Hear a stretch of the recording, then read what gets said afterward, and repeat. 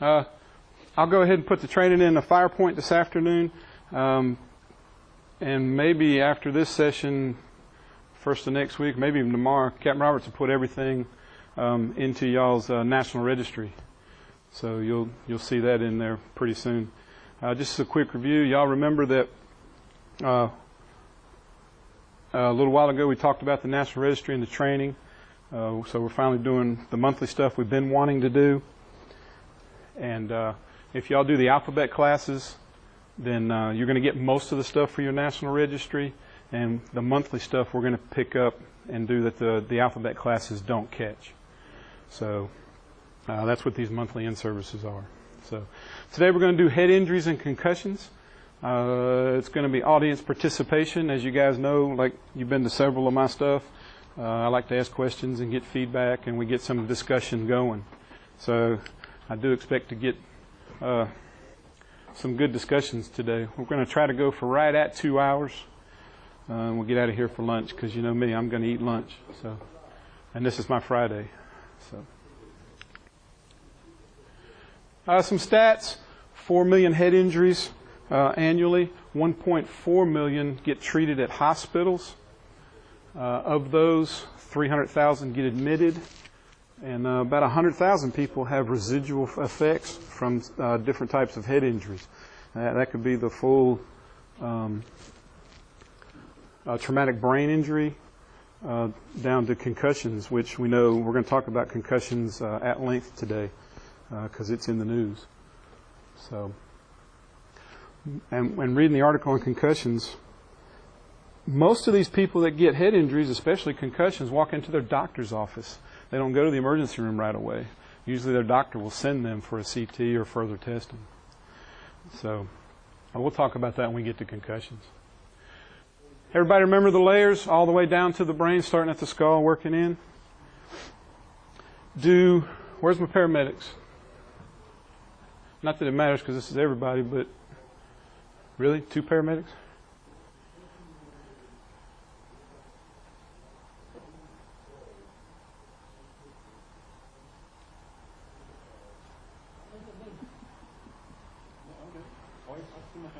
Is that what that was? I thought it was a gang sign. All right.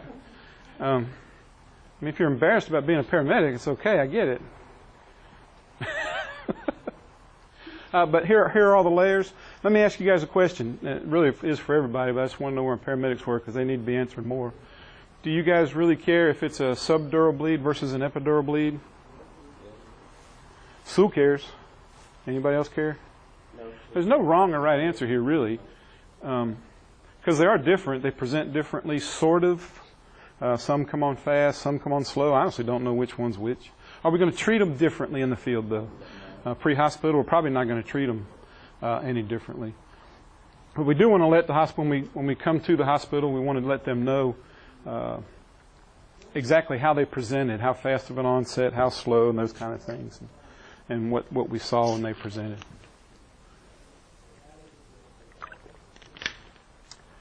Four parts of the brain. Let's hear them.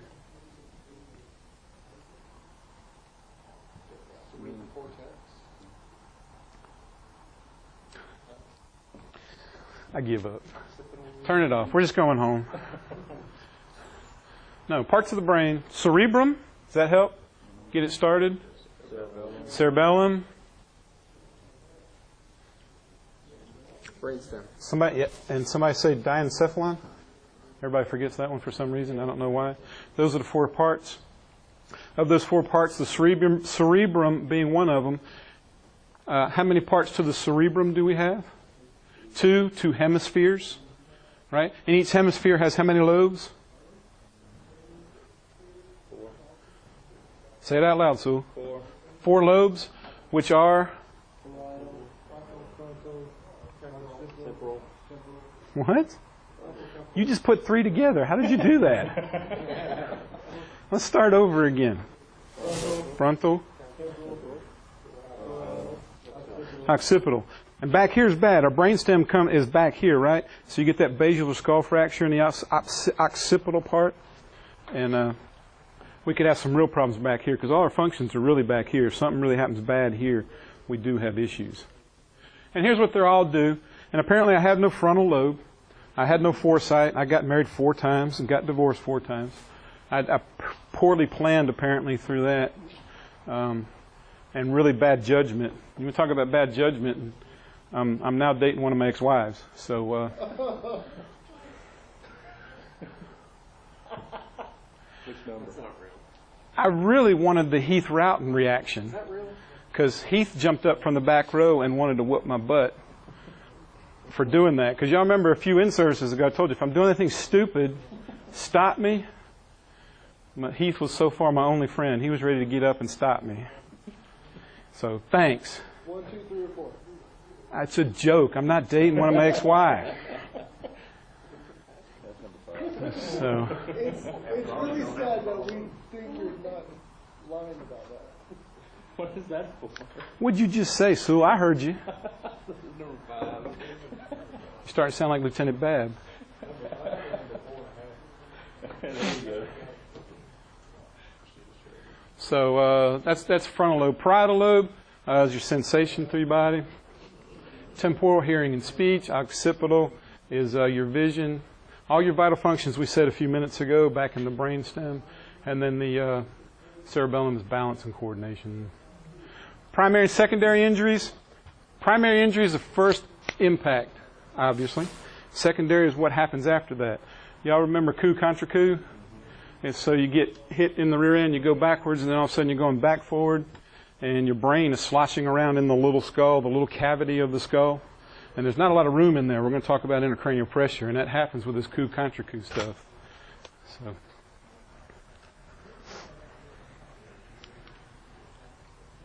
Here's some of the systemic causes of problems. Can we fix some of these? Hypoxia, can we fix it? Yeah. Hypotension. Hopefully, we have a way to fix it. Hopefully they respond to it. Carbon dioxide. Do y'all routinely monitor carbon dioxide now? And if you could, do you? You guys that ride the trucks. You tube somebody and you don't put them on your end tidal? Okay. Well, we're going to talk about in a minute why you probably should, on the conscious head injury patient, you probably should be monitoring. Put that the nasal prong one in there. You probably should be using that more. Some people are, or they lied to me in earlier in-services, said they were. So, but I want to encourage you guys to do that, and we'll talk about that in a little bit in a minute. How about sugar? Can we fix their sugar problem? If they're 400? Probably not. That one. If they're low, though, we can do that. And we do know that the brain works independently of the rest of the body. It needs sugar, and it brings its own sugar from the rest of the body. So it gets more sugar, and it regulates its own sugar. It also regulates its own blood flow, as opposed to the rest of the body, too. And we're going to talk about that when we talk about fixing hypotension or hypertension. And we're going to talk a bunch about intracranial pressure here in just a minute. Can we fix seizures? Yeah, we've got medicine. We probably can't fix the root cause, but if they start to seize, maybe we can stop the seizure. We have medicine to do that. Where's all my EMS geeks? Buyers?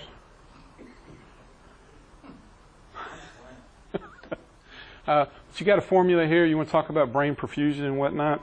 The big one on here I want you to know, not that we will know it in the field, but 10 to 15, intracranial pressure is usually 10 to 15 millimeters of mercury. That's normal. But do we know that in the field?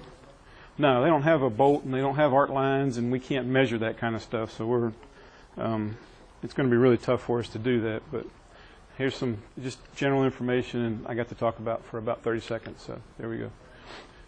Up in the skull, 80% brain tissue, 10% blood, and 10% cerebrospinal fluid. Let's say you get a patient that has that you suspect has a head injury, and you notice they are bleeding a little bit. How do you tell if you have cerebrospinal fluid coming out too? Okay, somebody tell us how to do the halo test. For those that don't know. Anybody not familiar with the halo test? Everybody's not familiar with a halo test. I've heard of it. I don't remember. You can do the 4x4. Speak up, speak up. Do a 4x4, do it in quarters, and then dab it in the suspected fluid, and then open it up. And if it does the halo, you have And usually it's coming out with blood. So, and that's one way you can do it with the 4x4, something white, because you'll be able to see the blood, and you see a little yellow ring around it. And it's like a halo around that blood. Or if you can catch a drop of blood on something white, notice it, a little yellow ring around it. Even though CSF is supposed to be clear, most of the time it is. If it's colored when you do a spinal tap, that's bad for the patient. Any color is bad for the patient. I gave a class on the nervous system the other day, and over here with the new recruits, new EMTs, and I told them, make sure you take a gloved hand if you're going to test for CSF, and touch it and then taste it. If it tastes sweet, it's got CSF. So but you got to do it with a gloved hand because you don't want to contaminate yourself. And I think one almost believed me. I almost had one that was like all over, yeah. The rest of them look, that doesn't sound right. So if it is sweet, though, we know it's probably the brain has more sugar. What's another test we can do? blood sugar. Yeah, you can do a blood sugar D-stick. Check it with the rest of the body, though. It's going to be a little more elevated, but just because it shows sugar doesn't mean, because it's usually with the blood, doesn't mean it's necessarily CSF with it. But it should be more elevated than the rest of the body because the brain needs more sugar.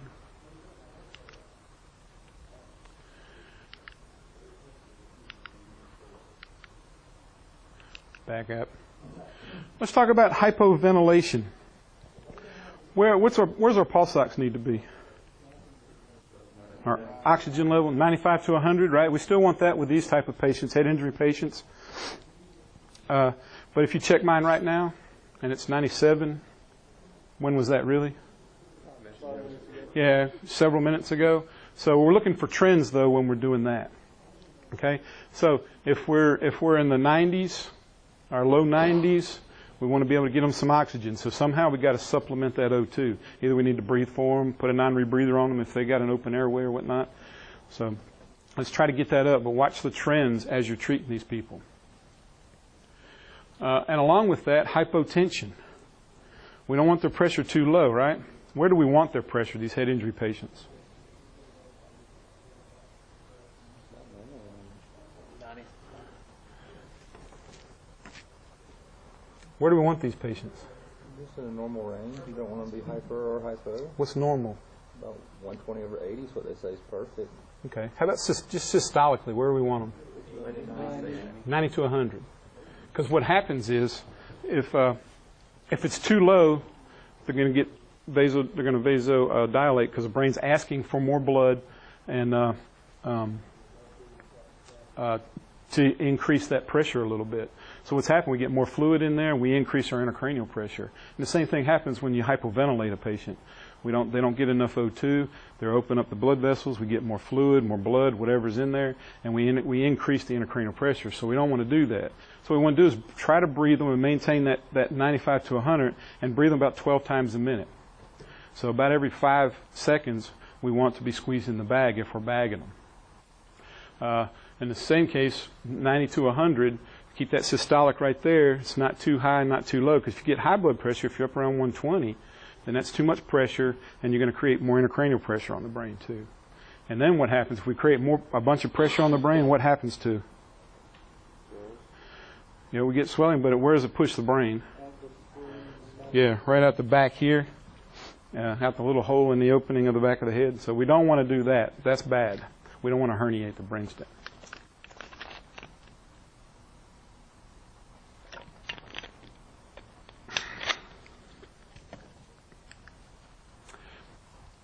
And that's a vicious cycle. Oop, bagging up. Make sure I don't miss something here.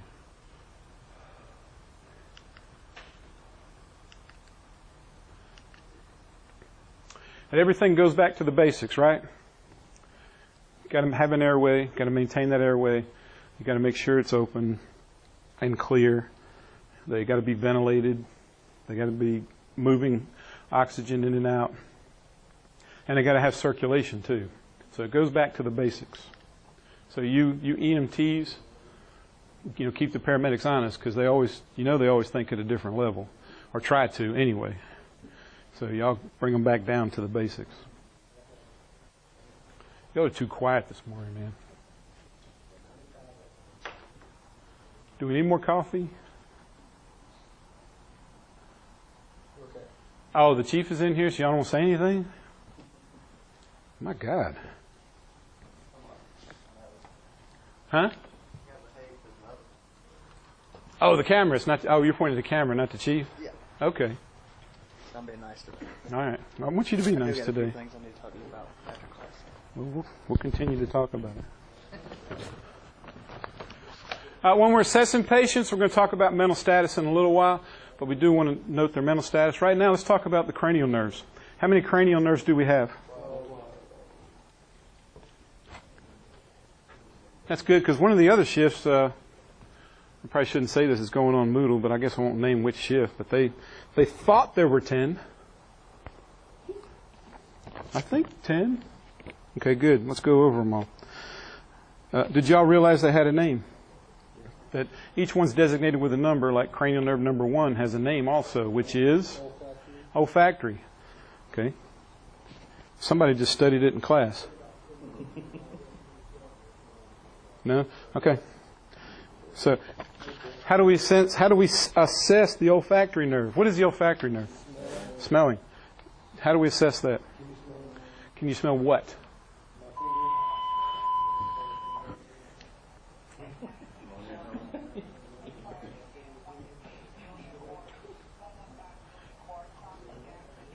Let me rephrase that. Can we assess it in the back of the truck?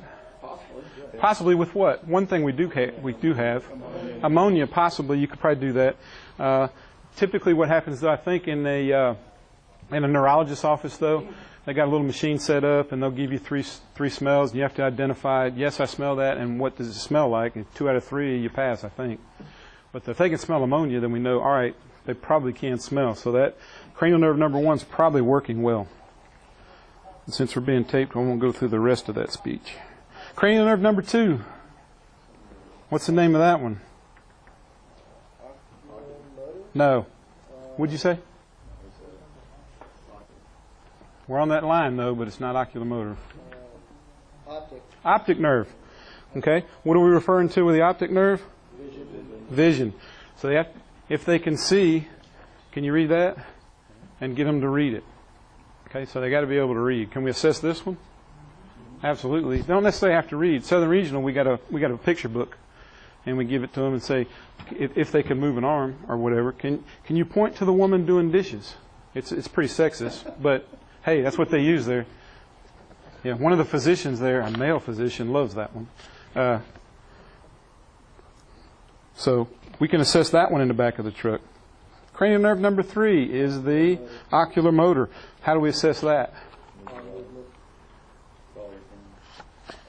Now we're looking at the pupils. You're shining the light in the pupils and making sure when you shine the light. So you're looking at the pupil response. So it's the motor on the pupils. Bring it in from the outside, look, make sure it's getting smaller, and do it from the other side.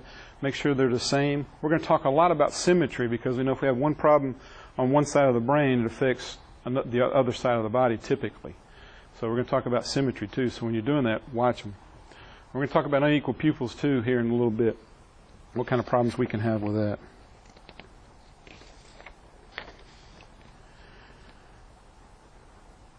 Number 4, trochlear. How do you test that? Is that eye movement? Eye movement. I'm asking the questions here. Eye movement. Okay, so how do you do that test? Is that side to side or up and Again, down? I'm asking the questions I here. don't remember what- Yeah, it's this one. Side to side. Keep your head still, up and down. And if you pull over here and you pull back and they're still looking over there, that's bad. So make sure you document that and let somebody know that. Number 5, trigeminal. Come here, pal. That's how we check the trigeminal. You're going to test me? Because I'll touch your eyeball. I did it the other day. I got Gibby hard. You touch your eyeball, they have to blink. And if they don't, poke them in the eye. Gibby was testing me. Everybody's tested me at least once. We do that one sometimes on unconscious patients, because you open their eye, if you can touch their eyeball, and do this with gloves on, because you got to blink. I mean, it's just a natural reflex. You can see they have to blink. But if they're really unconscious, you're not going to blink. You can touch their eyeball and go, oh dear. So that happens a lot at Southern Regional. They'll act out in the waiting room. They'll fall out. I go up there and touch their eyeball and go, you're faking it. Get up. Stop this. So,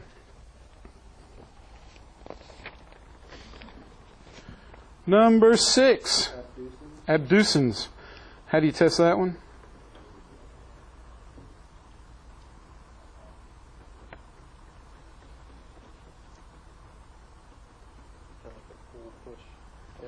Nah, it's this one. Tell me when you see my fingers. You're doing there. Yep, and then you do it down here, and then down here, and then the other side. So you're testing your peripheral vision. Thank you.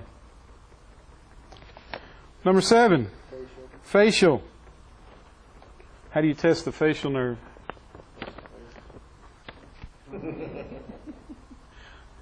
Get them to smile. They should, both corners should go up or out, that they shouldn't do this. Number 7. Huh? Acoustic? Okay, there's another name for it, though. It's like real long.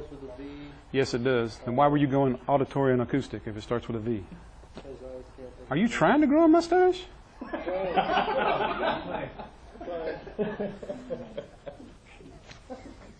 Son of a bitch. You want to cook Bible? No, but I'm going to teach you how to grow a mustache. Sellers, have a talk with him later. Vestibulocochlear. Okay? And we do the ear test. Can we do that in the back of the truck?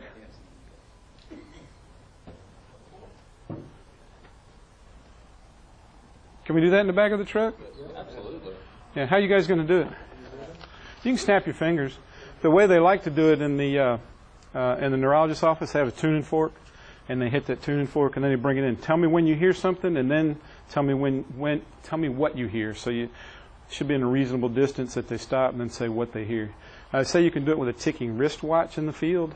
I probably got the only ticking wristwatch here. I don't know. Lewis might have one.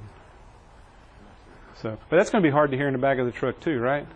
You probably have to get it like right here. Can you hear that? But either way, you can snap your fingers. But if you're talking to them and they answer back, we probably check that cranial nerve in there. That's another way, just for our purposes anyway, because we're not going to get real in depth with them. Number 9, glossopharyngeal. That's a gag reflex. Or you can have them, if they're conscious, you can have them yawn. You can see their palate move back when they yawn. Number 10, everybody should say in unison. Vagus. There we go. I don't think we need to go deep into the vagus nerve. I love Vegas too, but what happens in Vegas? I'm telling everybody if it happens to you. Number 11.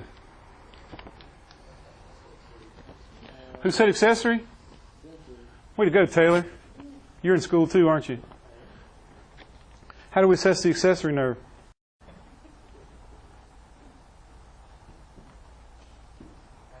Do we need to turn this off and have a conversation? Okay.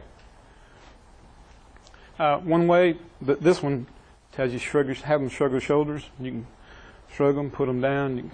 But you all test it all the time. You got somebody laying on a backboard, have them push on the accelerator, pull their feet back, squeeze your hands. You're checking the motor functions mostly. Okay, cool on that. And number 12, hypoglossal. What do we do for that? Have them stick their tongue out. Hopefully they can move it side to side, but if they stick it out and it goes left and stays left, that's bad. That's not good, and they can't move it anywhere else. So hopefully that won't happen. So that's all 12 cranial nerves. And we can assess all of them if we have to in some form or fashion, right, in the field. Do we typically do it, though?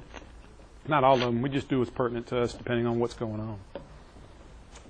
We talked about motor function. How about sensory? How do we check sensory function? Hands touching your hands. Yeah. Which hand am I feeling? Which arm am I feeling? You feel that? You feel that? Now, do they feel the same? And do that for the legs. If they don't feel the same, then note that. That's like a bad finding. However, you come to that patient, you come up and you touch them. You feel that? No. You feel that? Yeah. Do you feel that? Well, I only feel the one side. Is that normal for you? And you might say, yeah. Well, I had a stroke 2 years ago. Well, thanks. Maybe you should have led with that. But you might get that patient. Ask them, is that normal for you? Coordination. Can we check coordination? How do we check it? Come on, speak up. Let's go. Chief McFall's all over it. We can do this. Or we can put them on the backboard and see if they walk. Do we want to check their gait if they're a head trauma patient? Now, typically we don't. But we can check a gait. You can check how they walk and that kind of stuff. But we're probably not going to do that with a trauma patient.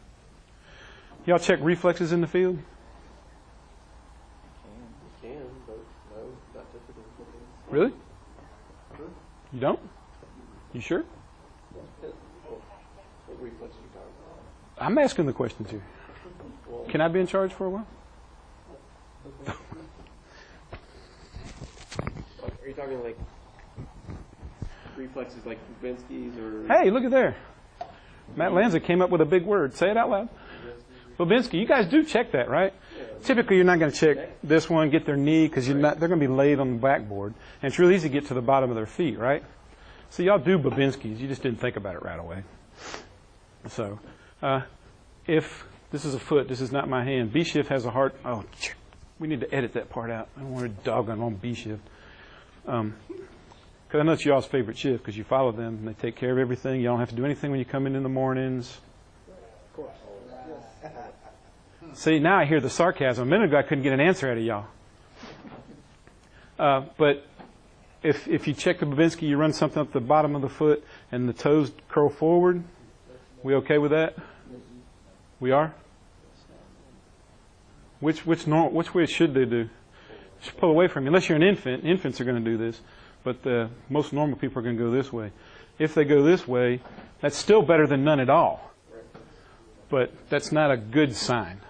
But it's better than nothing. So toes should pull away from when you run up the feet.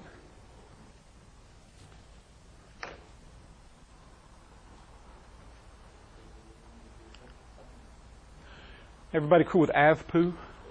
Everybody uses it. I think it's on your trip sheets. So pretty good with that. Anybody need to go over it real quick? We good? All right, how about Glasgow Coma Scale?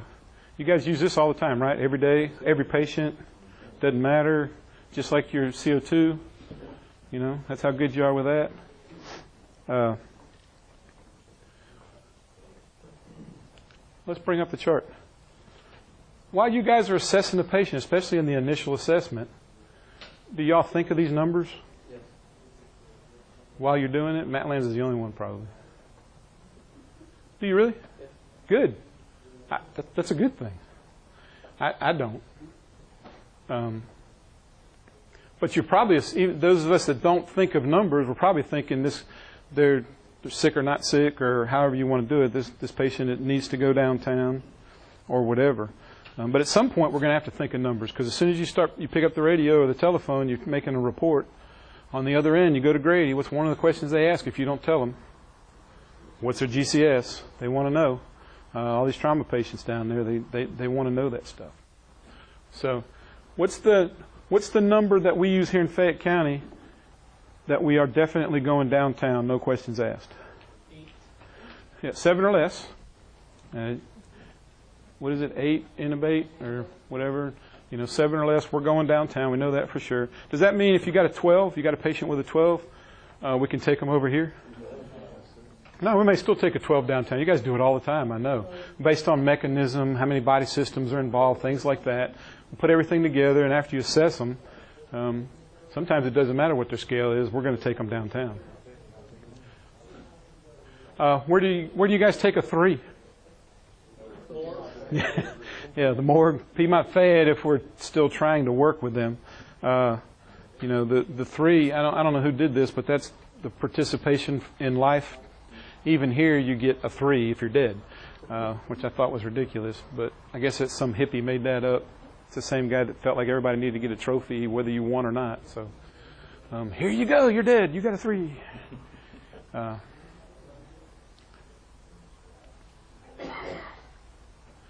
We talked about asymmetry and is this normal for you and things like that. So, and we beat up cranial nerves. Here we go. Who knew that unequal pupils was anything other than unequal pupils, except for Don Bartlett, who teaches it all the time? What? Say that again? Okay, I still don't know how to pronounce it. You may be doing it right. I think you threw in an extra syllable, though. Either way, there, I like that pronunciation a little better. Either way, it's got a name. Should have known everything we do has a name. But it means unequal pupils. If you're checking those pupils and you notice that one of them is smaller, that's a significant finding. But again, ask them, is that normal? Because according to this, up to 10% of the population has that. Now, I've had at least one person in every in-service said they've had a patient that has unequal pupils normally. Somebody had a patient like that in this room today, have you? Because I've been doing it since 1978, and I haven't. Not saying, hey, I just hadn't run across it. They told me too. They were in a car accident. They told me. And they didn't tell you until you got up here with this light, right? No, they told me. Oh, they let off with it? Oh, that's the exception that proves the rule, because that never happens. Well, good. So they are out there. Watch them. Just be prepared. And ask, is that normal? Is this pupil smaller? And they're going, no, the other one is. Going, oh, damn, we got a real problem now. So...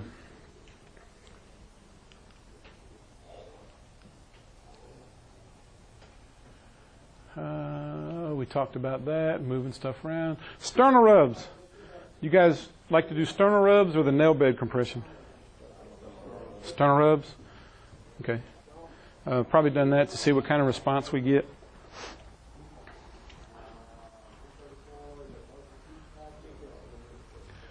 And if we get a response, purposeful, not purposeful, makes a difference. How about this one? What's this? Yeah, remember, everybody should remember that because you're pulling toward the core or toward the cord, pulling that way, and this one is the cerebit. If you have to have one of them, yeah, you'd rather have this one. This one's better than this one. Of course, the very first one, I said, most people that have this is really not good. They're probably circling the drain, and then Jim Mass pipes up and goes, "Nah, I got one back the other day." I was like, well, color me stupid. So, I don't know. But even the cerebit's better than nothing at all. But just remember, they progress from here to here. If you start seeing that, we got to do something about it. And we'll talk about treating these patients in just a few minutes. Blunt versus penetrating trauma. And open and close. Can we have an open skull fracture? Yeah. Absolutely. They get scalped and you get that depressed skull fracture. And while you guys are assessing it and you feel it, quit playing with them. It's like, don't play with your food. You keep poking them in that. Yeah, it feels cool, but not to the patient. You lacerate a brain. That's just not good. So quit playing with them. When you find it, leave them alone. Let everybody else know so they don't start poking them in the head too.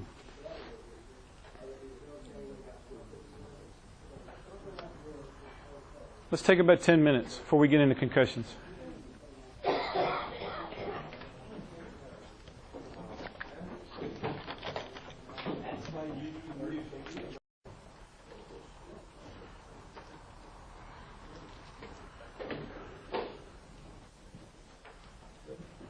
We back up being recorded? Okay. So watch what you say, pal. Exactly. Absolutely. Okay. I said your hair looks nice.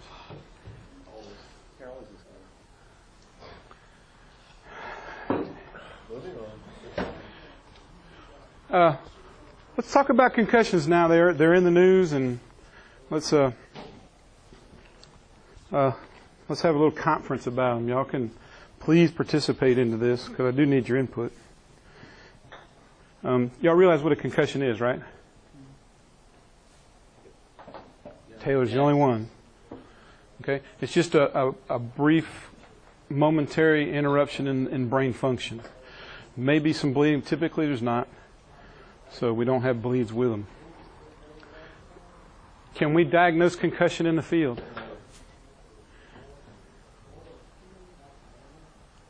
Yeah, not really. I mean, Yeah, we're going to have a high suspicion. We don't diagnose anything technically, do we? We're not allowed to diagnose, even though y'all are pretty good at it, I think. Most of the time it come across with what's going on with these people. But you have a high suspicion of it.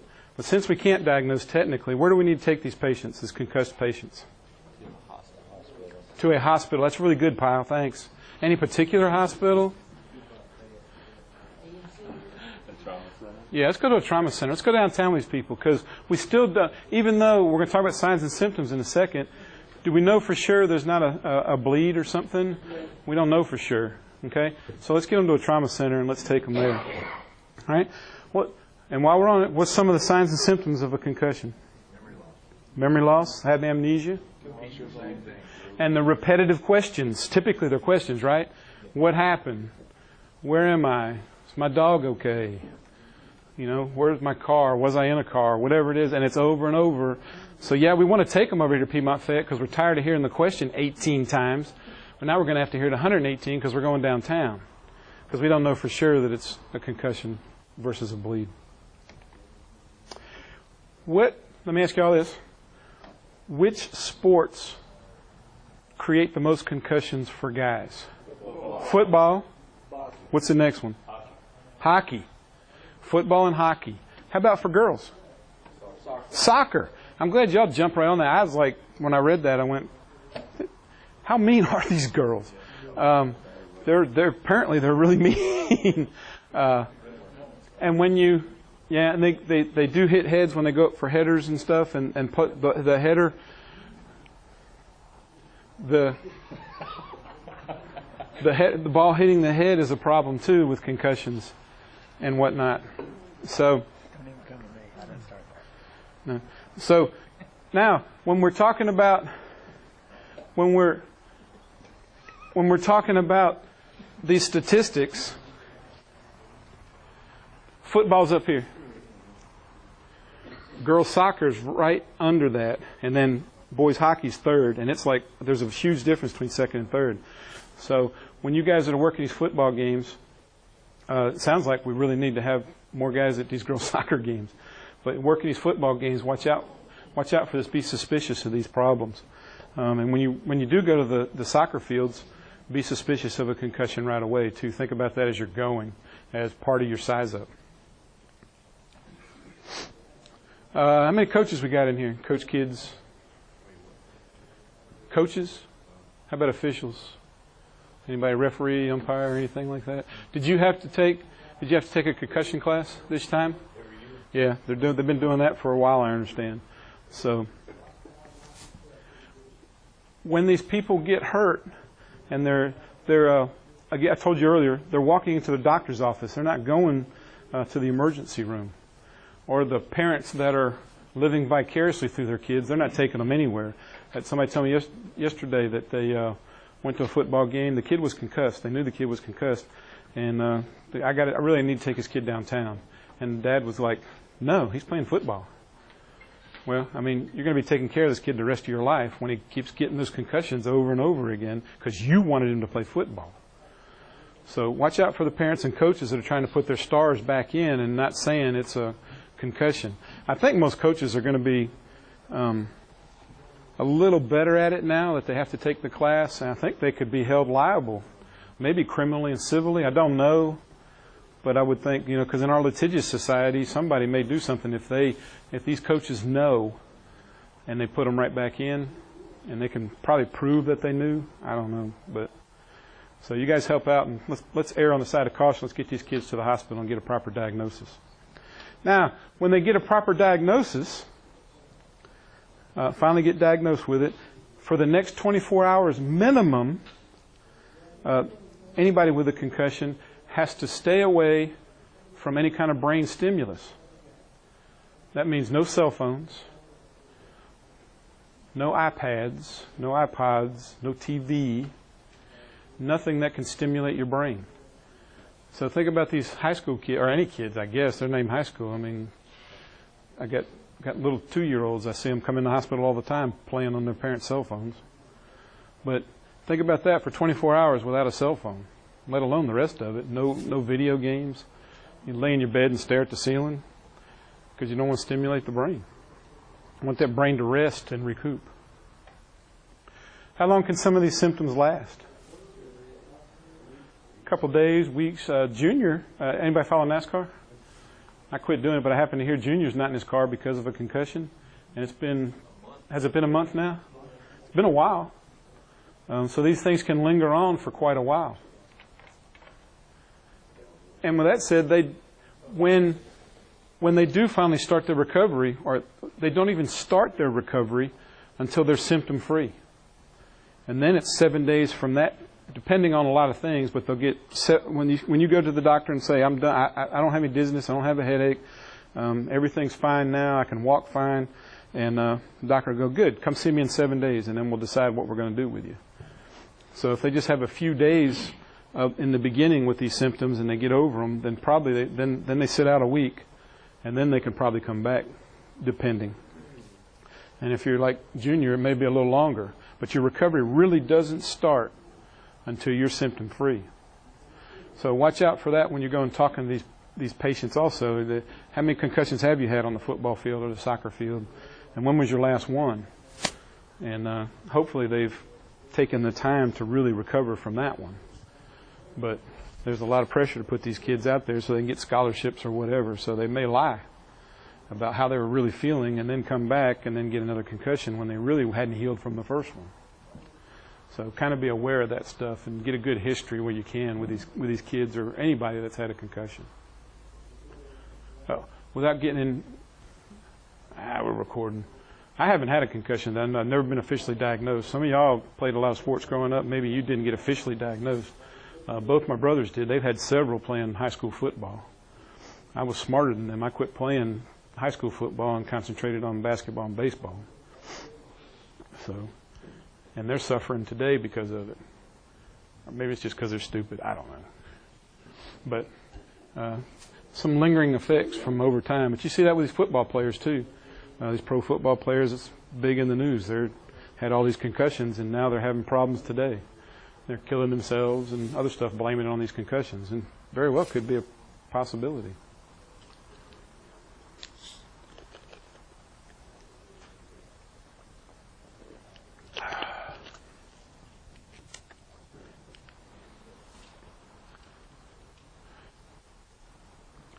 Let's see, there's a skull fracture. There's your depressed skull fracture. Again, don't play with your food. Don't keep poking them in there and playing with it. Feels cool, but it's not really conducive for the patient. Most of your skull fractures are going to be linear, which means it's a line. It's in the word. Linear, line, it's a straight line fracture. Most times it's across the suture lines of the skull. But you can, pardon? The line to the ear? No, it's from there to there, right? I was trying to be funny. You said the word was in there. Oh. I'm slow. That's a good one, though. Oh, let's see. Talked about concussion already. Here we go. Let's talk about bleeds. I've seen a bunch of CAT scans, and I still can't read them. I suck at reading CAT scans, even certain x-rays. But this one, I can tell there's a problem. Now, without reading the bottom that says epidural hematoma, I couldn't have told you that. I don't know where this slice actually is. If you understand how they read them and you can do all this, you know where that slice is on there and what part of the brain you're looking at, you can tell where it is. All right. So for those of you that don't get CAT scans, these are a few things that I do understand. All the way around the outside, this white part is bone. This white part right here is blood. Okay? The rest of it is brain matter. Now, when you're looking, we look at this CAT scan from up here and down. Patients look at, this is, so like their face is up here, and we're looking at their head to their feet. Okay? This little dark spot right here is a ventricle. This is supposed to be the midline, which is supposed to be sort of straight. So you'll notice that whatever this blood here is pushing, and there's pressure pushing over here to move the midline over to the right. And and there's no ventricle over here. You should have this ventricle. You should have the mirror image over here. So it's closing off everything. We got a lot of pressure pushing over to that side of the brain. I think this R is wrong. I think it should be, unless they transpose something somewhere. But either way, this is still bad. Right? Can we all agree on that? This patient's probably sick. And there it is in a little bigger fashion right there. Right? So here is a subdural. You can look at the same thing. You see the ventricle. You see the midline is shifted. No ventricle here. This little shaded part right over here is the blood. We don't see as much, but we still see a problem with pressure moving everything over to this side. So we know that's bad. So again, how are we going to treat these patients in the field? Are we going to treat either one of them any differently just because they got a bleed in a different part? No, in the field we're going to treat them the same. We're going to get them downtown, give them O2, intubate where we need to maintain their airway, and so on and so forth.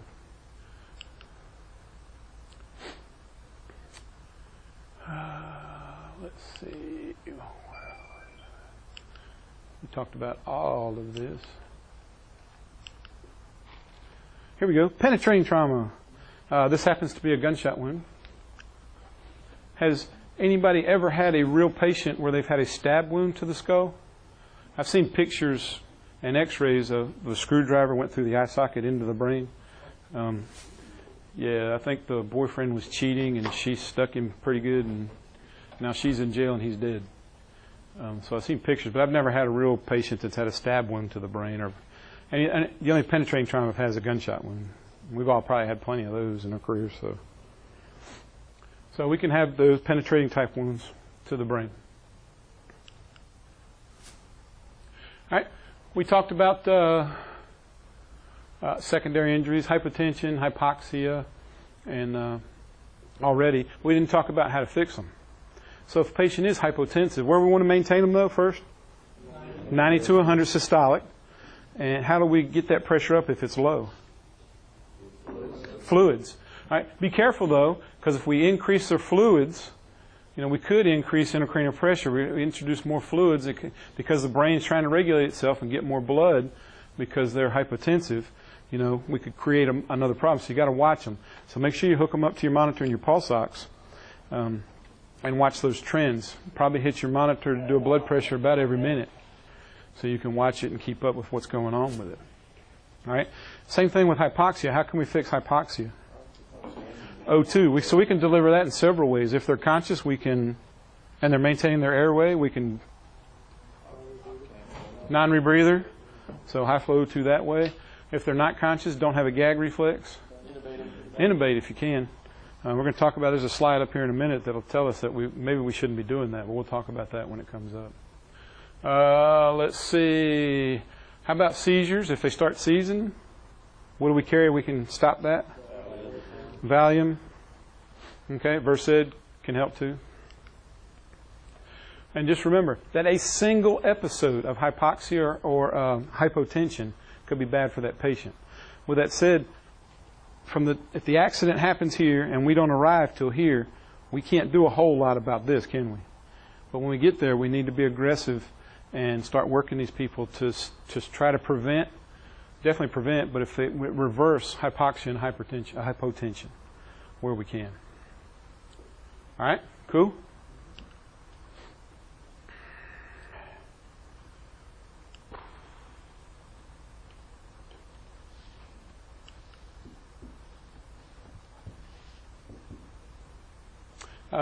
You're going to watch them. You're not necessarily going to, I think most of it, except Lieutenant Lanza, he's probably the only one that's going to know. He just dropped 2 points on his GCS because he's thinking numbers while he's assessing his patient. He's so much better than I am, and I applaud him for that. But I'm not. But you're probably going to look, as you're assessing and reassessing your patient, you're probably going to notice that they are deteriorating. Whether you know exact numbers or not, to me is irrelevant, but you need to pick up that they're getting sicker. So if that's the case, we need to be doing something about that. And I think y'all would figure it out. How about Cushing's phenomena? Or another name is triad. Tri meaning three. What three things are going on to create this problem? And it's not good if you start having the Cushing's triad effect or phenomena. You start pressure. Blood pressure is going up. Also, the pulse pressures are widening. Okay. What about their breathing? It's erratic. Shane Stokes typically, but you could see others. But typically it's Shane Stokes. And their heart rate, and it drops down. So those three things, if you notice that, that's why I say watch your blood pressures, because they start pulling apart. That's really not good. And then start looking for the other stuff, the breathing erratic and getting a bradycardia. So those people are sick. We talked about decorticate and decerebrate. There we go. Boom. Talked about how to manage them. Again, though, ABCs. Come back to your ABCs, and we are going to mobilize these patients too. We're going to package them and take them to where they need to go. We talked about all this. Let's talk about the end-tidal CO2. I think in a couple slides it's actually going to give us numbers. What do y'all think is more reliable? The end-tidal CO2 if you have it up on your monitor, or the pulse ox? Yeah, I think so too. And we're going to talk about where they need to be. What's a normal CO2? 35 to 45. We're going to stay a little lower than that, because if we're ventilating them properly at 12 a minute, getting the right oxygen into them, we're still kind of on the slow end of normal, so we're not breathing off as much CO2. So they're going to, we're not, excuse me, they're probably going to breathe off more CO2 because of the way we're doing it. And we're probably going to be on the low end of that. So we're probably going to be 30 to 35 is where they want to be.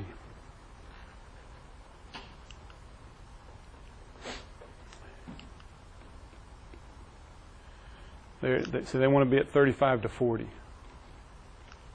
Okay, which is on the low end, but that's where we want them to be. 10 to 12 a minute. And we typically don't want to hyperventilate these patients. But we're going to talk about 4 cases where we do hyperventilate them, but it's going to be controlled.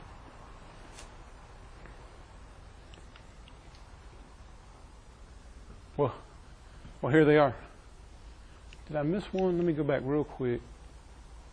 Here we go. This is the one I missed it. Studies have shown that pre-hospital intubation and RSI have been associated with worse patient outcomes.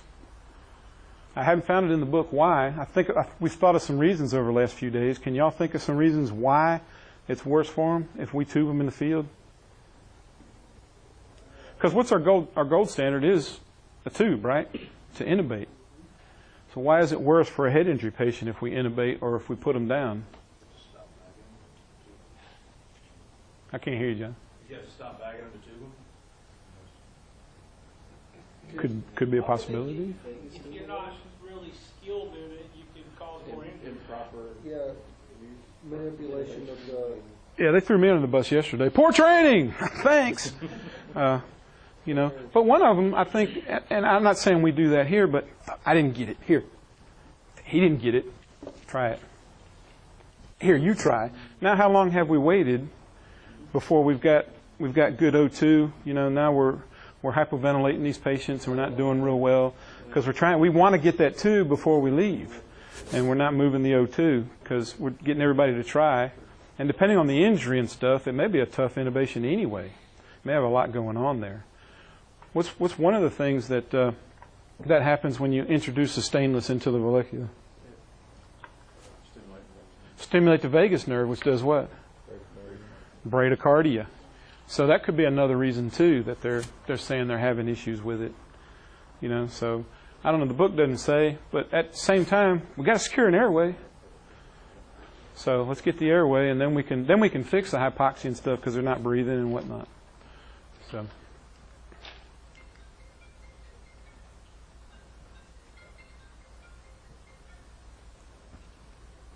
Damn, I hope that camera cut off right over here. I was doing a silly ASCII dance. Anyway, we're going to hyperventilate these patients right here. If their pupils are dilated on both sides and unresponsive, if they have unequal pupils, that's not normal for them, with altered LOC.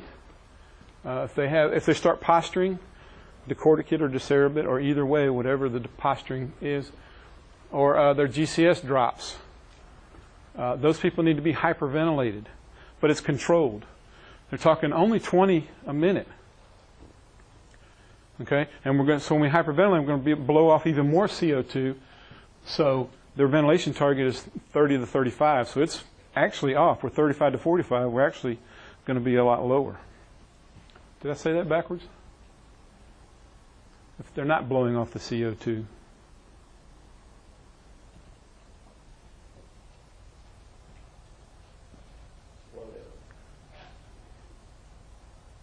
Yeah, because I easily get confused with this. If we're breathing them faster, they should be breathing off more.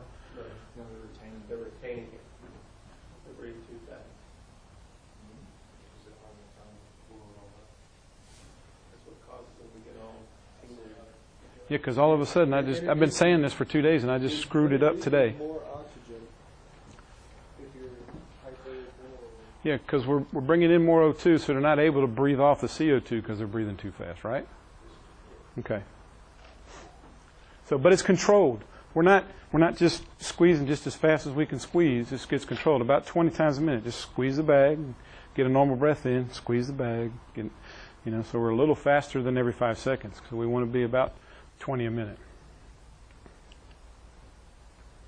And watch. Try to keep those levels right, the CO2 levels right there. If we got them intubated, I know y'all are putting the end tidal on then, for sure. But if you may want to put the nasal prongs on these conscious patients and watch their CO2 as you go downtown, because we just determined it's probably more accurate than the pulse ox sometimes.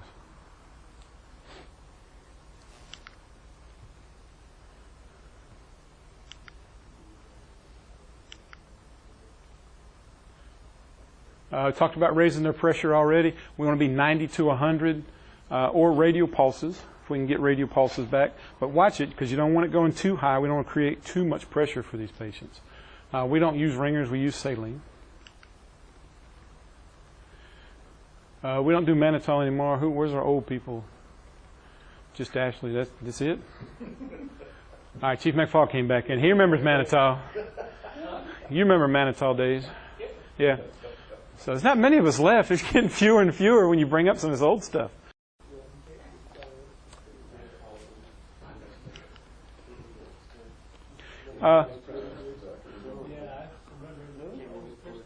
Yeah. When we're talking about exposure, your A, B, C, D, and E, here in Georgia, here in Fayette County, we get them trauma naked. Probably not out in the middle of the field or out in the middle of the street, but let's get them trauma naked so we can see their injuries, feel their injuries, and try to fix their injuries. We can always throw blankets on to cover them back up, even though this slide says just do what's necessary.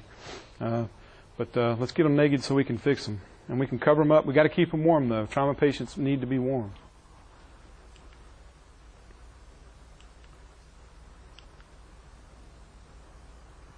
Any questions? They still give mannitol? In the hospital setting, sure do. Any other questions? Comments? Criticisms?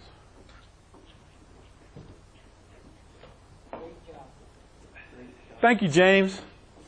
That was James Purdy, my only friend. That's all we got. Appreciate y'all being here, taking it seriously. Wish you were a little more talkative, though. Your hair looks good. If you're not going to say it right, don't even do it.